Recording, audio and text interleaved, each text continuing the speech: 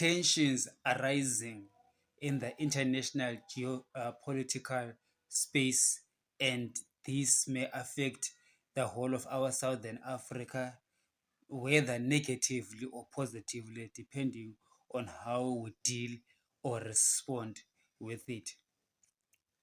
Following what has been happening in South Africa in the past week or so, with the United States accusing South Africa of selling arms to Russia, and South Africa uh, denying that, creating this rift between United States and South Africa, also coming at a time when South Africa just had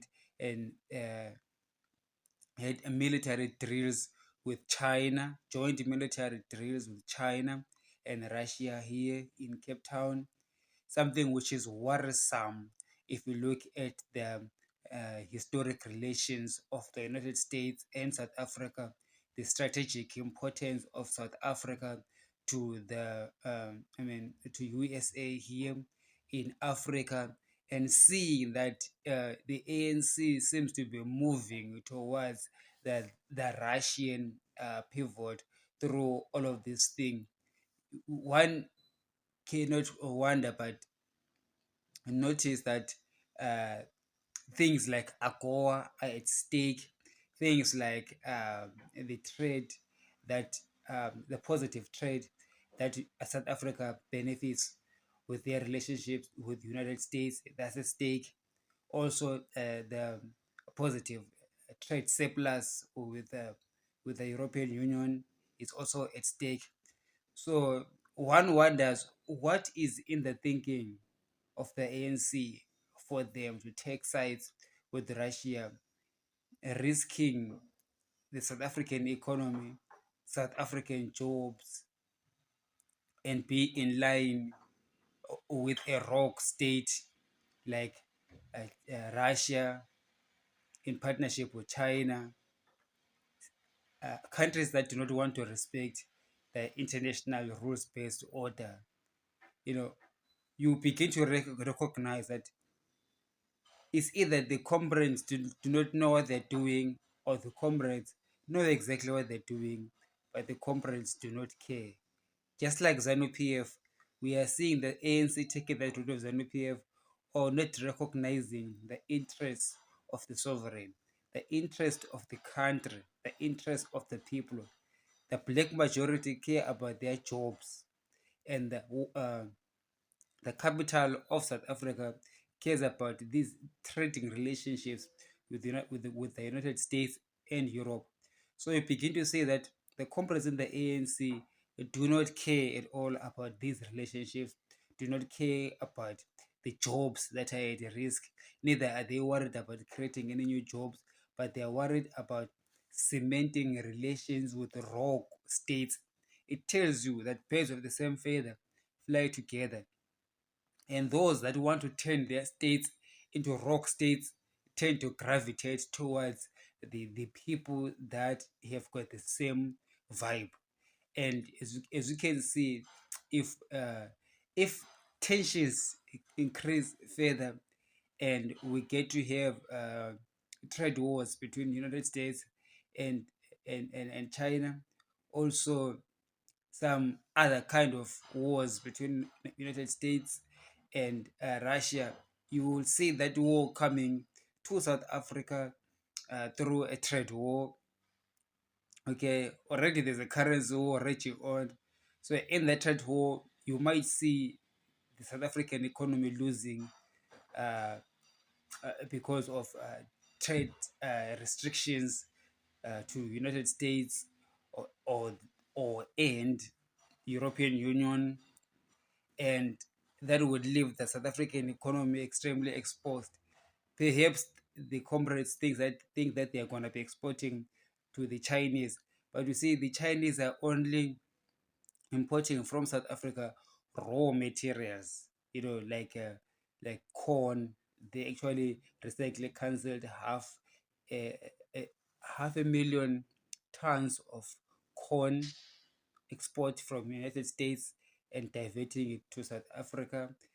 I mean, I mean, and now buying from South Africa and Brazil instead of buying from United States.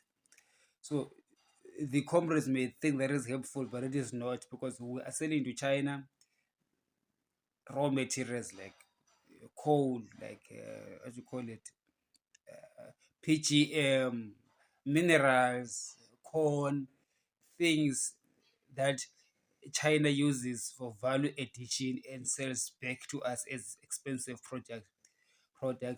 But the trade that we do with the United States and Europe is value added items, and we do know that the Europe and America, they are very mature markets, unlike the Chinese market, which is an emerging market. So the mature European and American markets are more sophisticated, complex, and are able to absorb excess imports from countries like South Africa. So that's a kind of partnership that you want to maintain, because there's a high likelihood that the economies are stronger in the long run than a country like China, which is like umlilo paper. It's just hot now, but you may never know what might happen in the economy of China in the long term. So when you want to make your bets for your country, you want to bet with the countries that are most likely to be economically viable even in the longer term.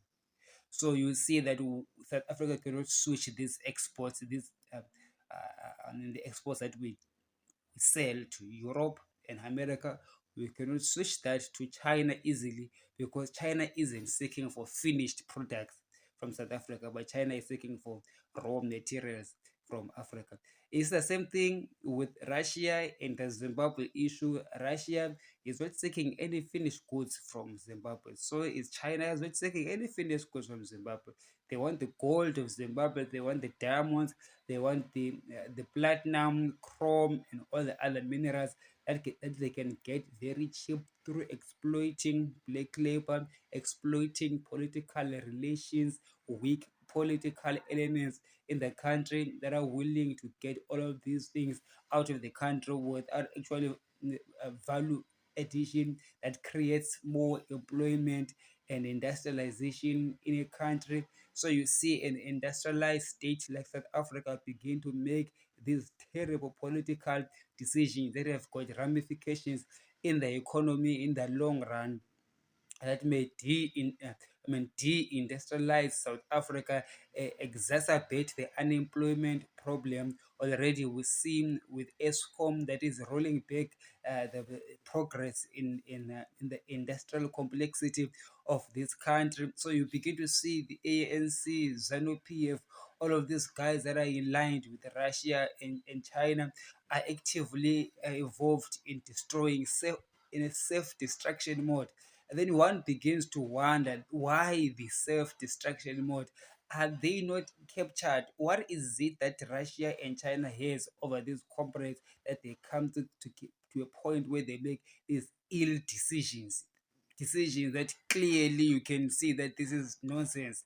I mean, perhaps black South Africans and black Zimbabweans do not understand this, may not understand these complex issues. So perhaps the politicians think that they can get away with it. But those people that are in the know can clearly see that these are our own goals, and you begin to wonder really, what has China and Russia have over Ramaphosa?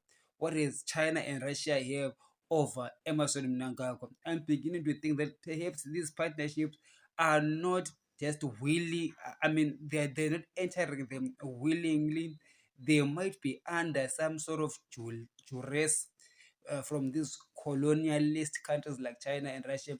We do not know whatever it is, what is the nature of the duress, because it doesn't make sense to me why these leaders will act this way, why the ANC would act this way. ANC is a non-aligned movement, would all of a sudden be seen saying they're non-aligned but actively participating in political decisions that are pro-Russian and anti, I mean, are actually part of destabilizing the rules-based world system and sabotaging its own economy so the economy that supports its people and stuff like that. So it's kind of like it's puzzling to me. Then I'm beginning to see that uh, since I know that China and Russia are our enemy, I'm beginning to see that there might actually be something that they have on the heads of these leaders, and these leaders are in a box, and they are making these irrational decisions because they are afraid of something which we do not know. Okay, perhaps these Russians and the Chinese have got secrets on Ramaphosa. They've pointed a gun at his head. They say, if you do not do this, we might expose you this way, or we might destroy you this way. So that's the thing that I'm seeing, because I don't understand why they would make those decisions. It's the same thing with Emerson Mnangagwa. So the best way actually is to remove them from power so that the country cannot be held at ransom, because the leader has got shenanigans that makes him difficult. That makes it difficult for these leaders to execute their job appropriately.